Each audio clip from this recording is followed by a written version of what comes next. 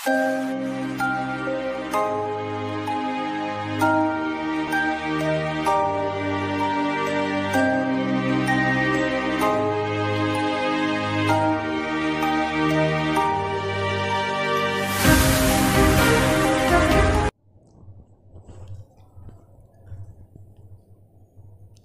है आप सभी का आज की कक्षा में। मैं विजय लक्ष्मी। कक्षा 10वीं में सामाजिक विज्ञान में अभी हमारा जो प्रकरण चल रहा है वह है राज्य सरकार। पूर्व में हमने राज्य सरकार के 3 वीडियो देख लिए हैं, जिनमें कि हमने विधानसभा के गठन, विधान परिषद के गठन, दोनों की शक्तियाँ और राज्यपाल की नियुक्ति के बारे में विस्तार से चर्चा कर ली थी। हमने देखा कि राज्यपाल नियुक्त होने के लिए किसी व्यक्ति में क्या क्या योग्यताएं होनी चाहिए, किन शर्तों का पालन किया जाता है आदि।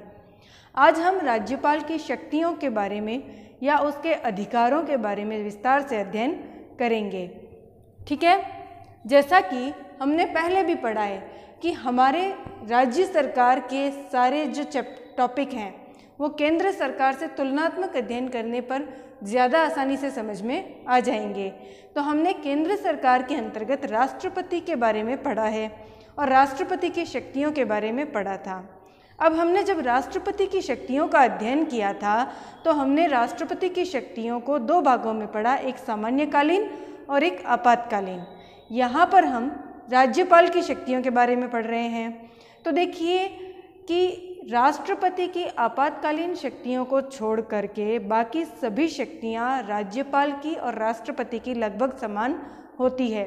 इसी बात को दुर्गादास बसु, जो कि एक साहित्यकार हैं, उन्होंने अपने शब्दों में इस प्रकार कहा है कि थोड़े में राज्यपाल की शक्तियां राष्ट्रपति के समान हैं, केवल कूटनीतिक, सैनिक और संकटकालीन अधिकारों को छोड़कर। कि यानी कि कुछ एक अधिकार ऐसे हैं जिनको यदि छोड़ दिया जाए तो बाकी शक्तियां राष्ट्रपति और राज्यपाल की लगभग समान ही होती है। आइए इन पर विस्तार से चर्चा करते हैं। तो सबसे पहले हम देखते हैं राज्यपाल की कार्यपालिका शक्तियां। अभी हमने अध्ययन किया था तो राज्यपाल को कार्यपालिका का अभिन्न अंग हमने पढ़ा, और कार्यपालिका जो है उसके कार्यों के अंतर्गत राज्यपाल क्या क्या कार्य करता है। तो इसका सबसे पहला जो कार्य है कार्यपालिका के अंतर्गत वह है नियुक्तियां संबंधी। जिस प्रकार राष्ट्रपति केंद्र में नियुक्तियां करता है, उसी प्रकार राज्यपाल जो है वह राज्य के अंतर्गत विभिन्न नियुक्तियों का कार्य करता है। फर्स्ट ऑफ ऑल ये किसकी नियुक्ति करता है? हमारे मुख्यमंत्री की। ठीक है ना। फिर मुख्यमंत्री की सलाह से यह अन्य मंत्रियों की नियुक्तियां भी करता है। ठीक है ना।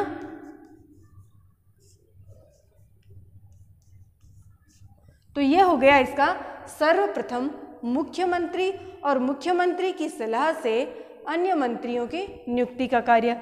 इसके अलावा यह अधिवक्ता की नियुक्ति करता है। फिर राज्य लोक सेवा आयोग, ठीक है ना, राज्य लोक सेवा आयोग के अध्यक्ष की नियुक्ति करता है।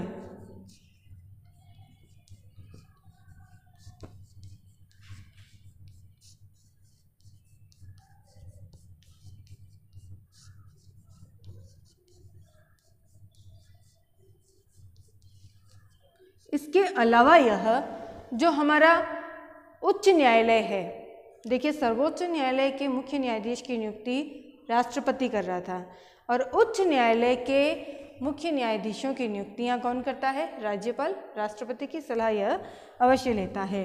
तो यह यहाँ पर उच्च न्यायालय के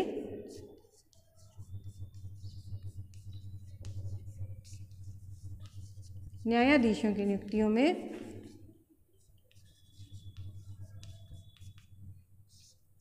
भाग लेता है। इसके अलावा हमारे राज्य सूची से संबंधित जितने भी विषय हैं उन पर निर्णय लेने का इसको अधिकार होता है। इसके अलावा संवर्ती सूची के जो विषय हैं, संवर्ती की सूची के विषयों पर इसको राज्यपाल की सहमति या फिर राज्यपाल के आदेशानुसार निर्णय लेने का अधिकार होता है। यानी कि इसको राज्यपाल से थोड़ा सा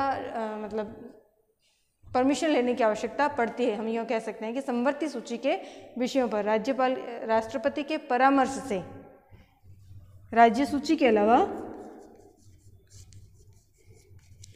समवर्ती सूची का जो क्षेत्र है उस पर भी निर्णय लेने का अधिकार रखता है। ठीक है ना। इसके बाद में हम देखें तो कोई भी कानून बनकर के पारित हो जाता है, उसके बाद उस कानून के ऊपर फाइनल हस्ताक्षर किसके होते हैं? राष्ट्रपति के। तो इस प्रकार से यह हमारे कानून निर्माण जो है कार्य है या कानूनों को लागू करवाने का जो कार्य है, यानी कि राष्ट्रपति के राज्यपाल के हस्ताक्षर के बिना कोई भी कानून लागू नहीं किया जा सकता। तो कानून संबंधी भी इसको अधिकार प्राप्त हो गए। ठीक है ना। इसके अलावा हम देखें तो मंत्री परिषद को शपथ दिलवाना और आवश्यकता यदि हो तो उनके त्यागपत्र भी स्वीकार करने का कार्य कौन करता है? हमारा राज्यपाल करता है। तो यहाँ पर हमारी मंत्री परिषद जो है इसको शपथ दिलाता है और त्यागपत्र भी इसके कौन ग्रहण करता है? राज्यपाल ही ग्रहण करता है। तो इस प्रकार से हमने देखा कि राज्यपाल हमारा जो है वह कार्यपालिका के क्षेत्र में विभिन्न पदों पर नियुक्तियों संबंधी कार्य करता है। नियुक्तियां करने के अलावा यह हमारी राज्य सूची और समवर्ती सूची के विषयों पर भी अपना कानून निर्माण का काम कर सकता है। इसके अलावा यह कानूनों को लागू करवाने में निर्णायक भूमिका निभाता है और मंत्री परिषद जो है इसको गोपनीयता की शपथ दिलाने और इसके त्यागपत्र ग्रहण करने का कार्य हमारा राज्यपाल करता है। इन सब के अलावा राज्यपाल जो है कार्यपालिका का अभिन्न अंग होता है। हमने कार्यपालिका का जब स्ट्रक्चर बनाया तब भी राज्यपाल को ऐड किया और जब व्यवस्थापिका का स्ट्रक्चर बनाया था तब भी हमने राज्यपाल को ऐड किया था। यानी कि राज्यपाल हमारी व्यवस्थापिका का भी अभिन्न अंग है और हमारी कार्यपालिका का भी अभिन्न अंग है। तो इस प्रकार से हम देखते हैं कि कार्यपालिका के बाद हमारे राज्यपाल को कुछ विधायी शक्तियाँ भी प्राप्त होती है। तो आइए चर्चा करते हैं इनकी विधायी शक्तियों पर। देखिए विधायी शक्तियाँ कौन सी होंगी? हमने व्यवस्थापिका जब पढ़ी तब व्यवस्थापिका के अंतर्गत हमने 2 सदन पढ़े और ये सदनों जो होते हैं इनके अधिवेशन बुलाए जाते हैं, स्थगित किए जाते हैं, इन पर चर्चाएं होती है इत्यादि।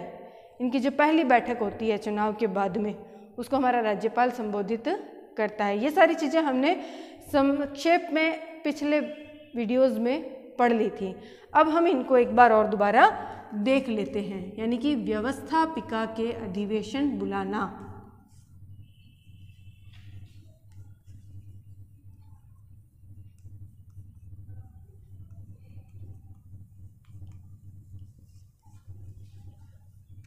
बुलाना भी और स्थगित भी करना। ठीक है ना, दोनों इसमें एक साथ लिख लेते हैं हम। इसके अलावा प्रथम बैठक जो भी होती है चुनाव के बाद में इसको संबोधित करता है। ठीक है ना।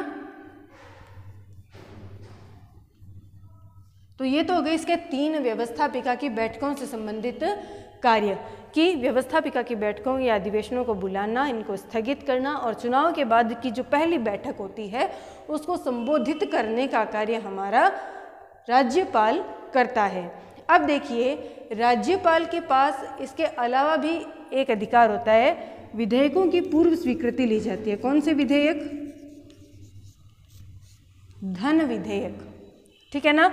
यहाँ पर धन विधेयक जैसे जो विधेयक होते हैं वित्त से संबंधित, उन विधेयकों की पूर्व स्वीकृति देने का कार्य कौन करता है? राज्यपाल। ठीक है ना।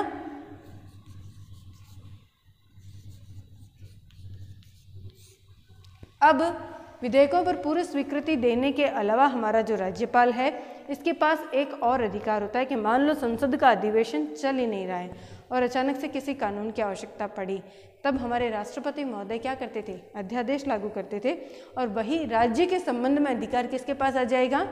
राष्ट्रपति के अलावा यह राज्यों के संबंध में अधिकार आता है हमारे राज्यपाल के पास। तो कोई भी राज्यपाल अपने राज्य के अंदर जब विधानसभा का अधिवेशन नहीं चल रहा हो और राज्य सूची से संबंधित किसी विषय पर कानून की आवश्यकता पड़ जाए तो अध्यादेश जारी कर सकता है। अध्यादेश के बारे में हमने पूर्व में चर्चा करी थी कि अध्यादेश का मतलब होता है कानून, यानी अध्यादेश क्या है अगर संक्षेप में पूछा जाए तो यह एक कानून है जो कि संसद का मतलब अधिवेशन नहीं चलने की स्थिति में राष्ट्रपति द्वारा जारी किया जाता है। और राज्यों के संदर्भ में हम इसको देखें तो विधानसभा का दिन में अधिवेशन नहीं चल रहा हो तो राज्यपाल द्वारा राज्य सूची के विषयों पर अध्यादेश जारी किया जा सकता है। अब यह लागू कब तक रहता है तो विधानसभा का सत्र प्रारंभ होने के 6 सप्ताह तक। कारण यह है कि 6 सप्ताह में या तो विधानसभा इसको स्वीकृति दे देगी तब तो यह कानून अनवरत लागू रह जाएगा, और अगर स्वीकृति नहीं मिलती है विधानसभा से तो यह 6 सप्ताह बाद अपने आप ही समाप्त हो जाता है। तो यह थी हमारी अध्यादेश संबंधी शक्ति। उम्मीद करती हूँ आप में से किसी को भी अध्यादेश के संबंध में कोई कन्फ्यूज़न नहीं होगा। अब देखते हैं अध्यादेश जारी करने के अलावा हमारे जो राज्यपाल महोदय हैं इनको मनोनयन की भी शक्तियाँ मिली हुई है। अब मनोनयन आप समझ सकते हैं कि हमने जब विधानसभा और विधान परिषद का गठन पढ़ा था तब हमने देखा था कि जिस प्रकार केंद्र के अंतर्गत राष्ट्रपति को लोकसभा और राज्यसभा में सदस्य मनोनीत करने की शक्ति प्राप्त है, उसी प्रकार हमारे विधानसभा में या यूँ कहें राज्य सरकार में राष्ट्रपति को विधानसभा और विधान परिषद दोनों में ही सदस्य मनोनीत करने की शक्ति प्राप्त है। अब यहाँ पर शक्ति ये मनोनयन की जो संख्या है इसमें भिन्नता पाई जाती है। देखिए केंद्र में तो क्या थी, संख्याएं फिक्स थी, लेकिन राज्यों में संख्याएं फिक्स नहीं है। तो यहाँ पर मनोनयन में विधानसभा के अंतर्गत तो यदि इनको आवश्यकता महसूस हो तो एक आंग्ल भारतीय की नियुक्ति ये कर सकते हैं मनोनयन करके, और विधान परिषद में इनको देखा जाए तो 1/6 सदस्यों की नियुक्ति ये मनोनयन द्वारा करते हैं या 1/6 सदस्यों को मनोनीत करते हैं। तो इस प्रकार से हमने देखी राज्यपाल की विधायी शक्तियाँ जिनके अंतर्गत ये व्यवस्थापिका के अधिवेशन बुलाने, स्थगित करने, पहली बैठक को संबोधित करने आदि के अलावा धन विधेयकों पर पूर्व स्वीकृति देने, अध्यादेश जारी करने और विधानसभा और विधान परिषद में सदस्यों को मनोनीत करने की अपनी शक्तियों का प्रयोग करते हैं। अब हम देखते हैं राज्यपाल की वित्तीय शक्तियाँ। वित्तीय शक्तियों के संदर्भ में हमने पहले ही पढ़ रखा है कि राज्यपाल और राष्ट्रपति दोनों की शक्तियों को हम तुलनात्मक ढंग से पढ़ते चलें तो हमें इनमें काफ़ी कुछ समानताएं दिखाई देती है। हमने केंद्र सरकार पढ़ते समय ये ध्यान दिया था कि भाई बजट जो है वह राष्ट्रपति के नाम पर प्रस्तुत किया जाता है। कर्ता कौन है? वित्त मंत्री करता है, लेकिन कर्ता किसके नाम पर है? राष्ट्रपति के नाम पर। तो इसी प्रकार से हमारी जो सबसे बजट होगा वह किसके नाम पर प्रस्तुत होता है? राज्यपाल के नाम पर। तो बजट जो है उससे संबंधित हमारे राज्यपाल के पास बहुत सारी शक्तियाँ होती है। इसके अलावा जो हमने अभी विधायी शक्तियों में पढ़ा कि धन विधेयक पर मतलब संसद नाम आ रहा है सॉरी, तो जो विधानसभा होती है उसमें प्रस्तुत करने से पहले, धन विधेयक को विधानसभा में प्रस्तुत करने से पहले उस पर राज्यपाल की पूर्व स्वीकृति लेना अनिवार्य होता है। तो इसकी वित्तीय शक्तियों के अंतर्गत हम देखें तो इसकी सर्वप्रथम तो वित्तीय शक्ति क्या हो गई?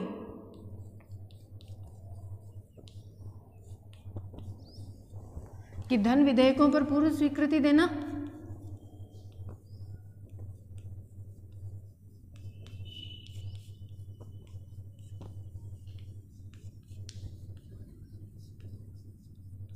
इसके अलावा बजट के संबंध में आ गई कि भाई हमारा जो बजट है यह राज्यपाल के नाम पर राज्यपाल की स्वीकृति लेकर के प्रस्तुत किया जाता है। इसके अंतर्गत जो मद होते हैं उन पर भी राज्यपाल को पूरी तरह से हस्तक्षेप करने का अधिकार होता है कि किस मद पर कितना व्यय स्वीकृत किया जाएगा। तो यह जो शक्ति है बजट संबंधी, यह भी हमारे राज्यपाल की महत्वपूर्ण शक्ति के अंतर्गत आती है। इसके अलावा जो राज्यों की संचित निधि होती है, इस पर पूरा अधिकार किसका होता है? राज्यपाल का। ठीक है ना। तो इस प्रकार से हमारे राज्यपाल के पास कुछ वित्तीय शक्तियाँ भी होती है। अब हम देखें कि राज्यपाल के पास वित्तीय शक्तियों के अलावा अब इस संचित निधि में से कोई भी व्यय करना होगा तो किसकी पूर्व स्वीकृति आवश्यक होगी? राज्यपाल की। बजट के संबंध में राज्यपाल को शक्तियां प्राप्त है। धन विधेयक प्रस्तुत करने से पूर्व भी राज्यपाल की पूर्व स्वीकृति अनिवार्य है। अब हम देखते हैं इनकी न्यायिक शक्तियां। देखिए, न्यायिक शक्तियों के अंतर्गत हमने पढ़ा था कि राज्य सूची के अंतर्गत आने वाले नियमों, कानूनों या दंड विधान, यहाँ पर हम पढ़ रहे हैं राज्य सरकार, ठीक है ना। तो हम अधिकार क्षेत्र हमारा कितना हो गया? केवल राज्य तक हो गया है। हम राज्य के दायरे से बाहर निकलकर अपनी शक्तियों का प्रयोग नहीं कर सकते हैं।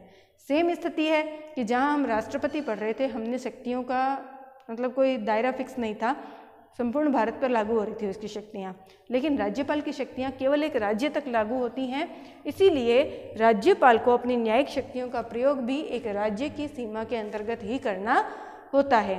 तो यहाँ पर हम देखें कि अनुच्छेद 161 जो है हमारा, वो ये कहता है कि राज्य सूची से संबंधित किसी भी विषय के अधिकार क्षेत्र में आने वाले, सीमाओं में आने वाले किसी भी विषय पर यदि किसी व्यक्ति ने कोई अपराध किया है, ठीक है ना, इसका क्षेत्र कितना होना चाहिए? राज्य सूची के जितना, ठीक है ना। राज्य के अधिकार क्षेत्र में आने वाला कोई भी विषय, उस पर यदि किसी व्यक्ति ने कोई अपराध किया है तो उसके संबंध में यदि राष्ट्रपति के पास दया याचिका जाती है तो राष्ट्रपति उसके दंड को कम कर सकता है, ठीक है ना, माफ भी कर सकता है और उसकी प्रकृति भी चेंज कर सकता है। जैसे मान लो किसी को कठोर कारावास दिया गया है, सश्रम, तो ये उसको थोड़ा सा पोलाइट बना सकता है, तो प्रकृति बदल सकता है। तो इस प्रकार के अधिकार किस क्षेत्र में आना चाहिए? राज्य के अंतर्गत आने वाला कोई भी विषय होना चाहिए। तब राज्यपाल जो होगा हमारा, यह दंड को कम करने या माफ करने का अधिकार भी रखता है। इसके अलावा हम देखें तो हमारा जो महालेखा परीक्षक होता है उसके प्रतिवेदन जो होते हैं,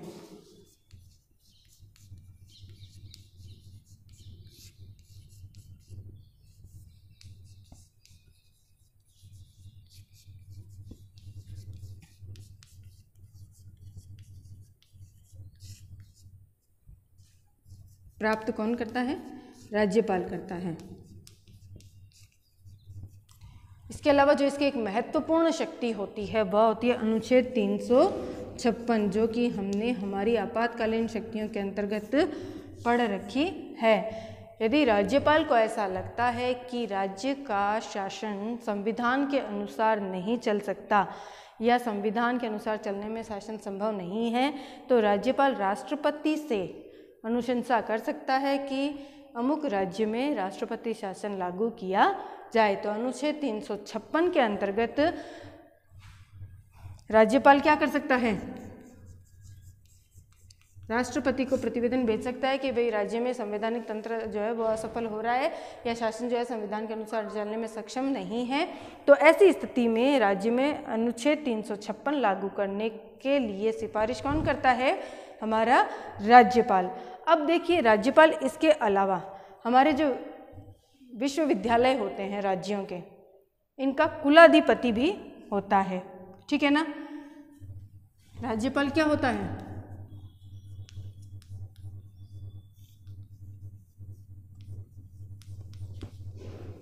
कुलाधिपति, यानी कि सबसे ऊपर हेड होता है ये। तो इस आधार पर ये, चूंकि ये कुलाधिपति है, इसलिए यह राज्य के जो भी विश्वविद्यालय होंगे, यहाँ पर हम केंद्रीय विश्वविद्यालय नहीं ऐड कर रहे हैं, केवल राज्य के विश्वविद्यालय ही, ठीक है ना। तो राज्यों के जो भी विश्वविद्यालय होंगे उनमें कुलपतियों की नियुक्ति, किनकी?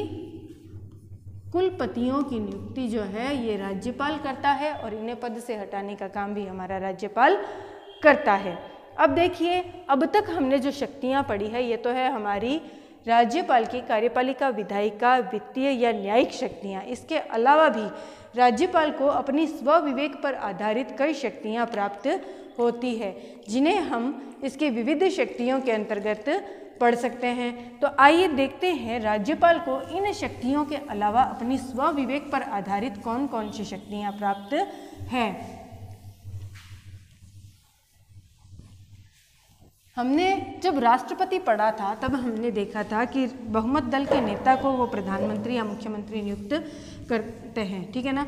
जब केंद्र में पढ़ा तब प्रधानमंत्री नियुक्त हो रहा था और जब राज्य में पढ़ रहे हैं तब हमारा मुख्यमंत्री नियुक्त हो रहा है। कौन नियुक्त हो रहा है? बहुमत दल का नेता। अब वहीं पर हमने एक बात ये डिस्कस की थी कि यदि मान लो किसी भी दल को बहुमत नहीं मिलता है, इन दैट केस क्या होगा। तो यहाँ पर हमारे राष्ट्रपति या राज्यपाल दोनों की ही स्वविवेक की शक्तियाँ काम आती हैं, ठीक है ना। विशेष परिस्थिति हम इसे कह सकते हैं। हमारी पहली कंडीशन क्या हो जाएगी कि विशेष परिस्थितियों में मान लो कि हमारे किसी भी दल को बहुमत नहीं मिलता है, इन दैट केस, तो ये क्या हो गई, हमारी एक विशेष परिस्थिति हो गई है। ऐसी स्थिति में मुख्यमंत्री की नियुक्ति के संबंध में हमारे राज्यपाल को अपनी स्वविवेक की शक्तियों का प्रयोग करने का अधिकार संविधान द्वारा दिया गया है।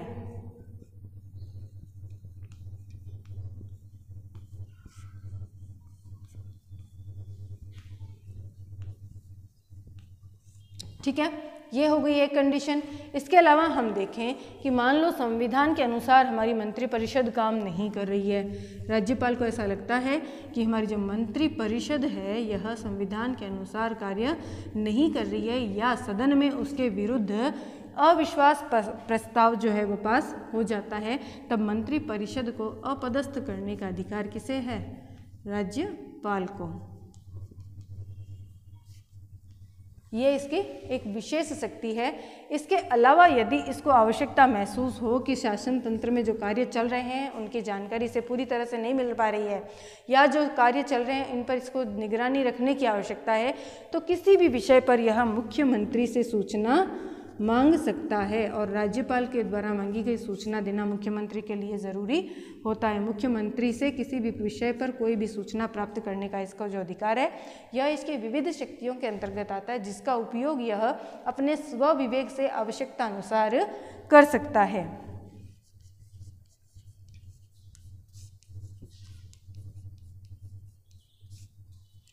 इसके अलावा अब देखिए कि विधेयकों पर राष्ट्रपति 3 तरह से अपनी सहमति प्रकट कर सकता है ना।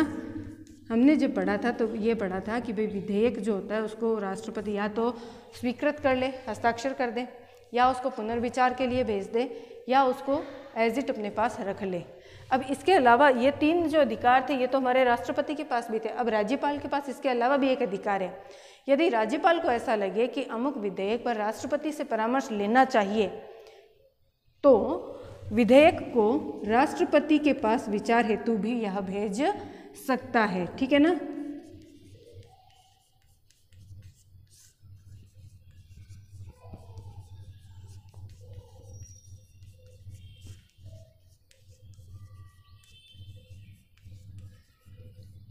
ये भी इसका एक अपना स्वविवेक का अधिकार होता है। तो इस प्रकार से हमने देखा कि हमने राज्यपाल को पढ़ा, राज्यपाल की नियुक्ति, उसके बारे में सारी जानकारियाँ ली, इसके अलावा उसके अधिकारों के बारे में पढ़ा और प्रारंभ में हमने यह पढ़ा कि राज्यपाल जो है हमारी कार्यपालिका का वैधानिक प्रधान होता है। हालांकि हमने इसको वैधानिक प्रधान के तौर पर ही देखा है, लेकिन यह केवल औपचारिक भी नहीं है, इसके पास ऐसे बहुत सारे अधिकार हैं जिनका उपयोग यह शासन तंत्र में करके अपनी महत्वपूर्ण भूमिका निभा सकता है। तो इस आधार पर हमने आज राज्यपाल की शक्तियों का तुलनात्मक अध्ययन कर लिया है। अब आप इस टॉपिक को दोबारा से अपने घर पर नोट्स बना करके एक बार और पढ़ेंगे। कोई दिक्कत आती है तो पुनः पूछेंगे। नेक्स्ट क्लास में हम अगली चर्चा करेंगे।